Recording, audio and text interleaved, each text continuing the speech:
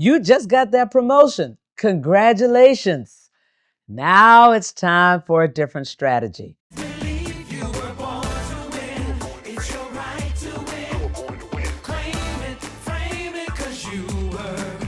Now, this is important for you to understand because so often people get a big promotion, let's say in my business, from vice president to executive director, from executive director to managing director. And nobody really identifies or defines for you what's different outside of the title and hopefully the compensation. Whenever you move from one level to the other, it's important that you execute the same exercise that you did when you first started in your career.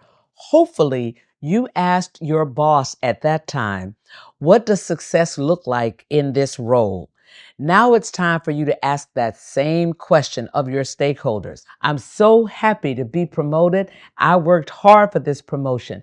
One thing that I want to understand, what's the nuance with respect to what you are expecting of me now in this new role versus what I was doing just a couple of days ago with the old title?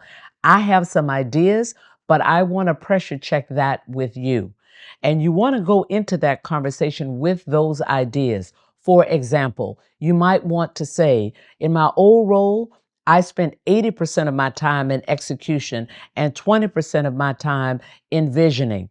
Now I feel that I should be spending 40 or 50% of my time thinking about a vision and how we can execute the company's articulated strategy differently or faster or leveraging technology. And now only 40 or 50% of my time mired down in the execution.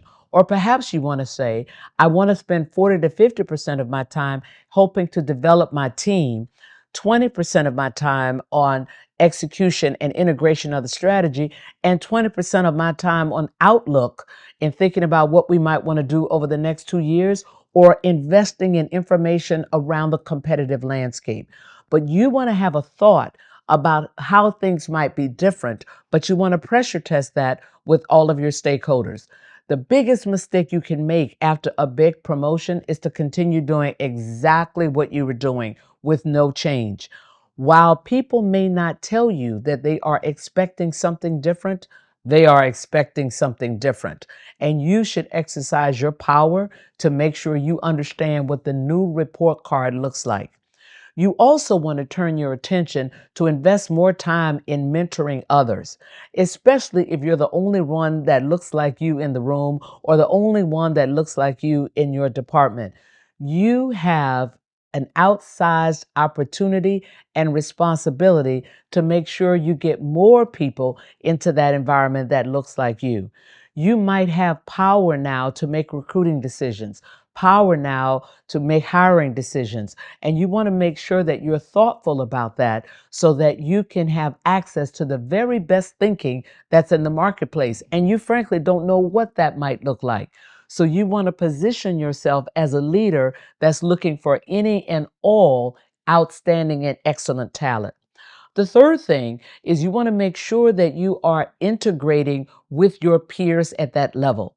If you're now going from a vice president to executive director or from executive director to managing director, you want to be intentional about expanding your network, especially among people who have the same title. It's important to maintain the relationship and the network that you have been bringing along all of those years, but you want to be intentional and you want to be quick about building new relationships among your new peers, because that, as you know, is how you get relevant information at your level. It's all around that peer network. Those are a few things that I hope that you will integrate quickly on the back of getting this new promotion. Again, I say congratulations. Now go get them.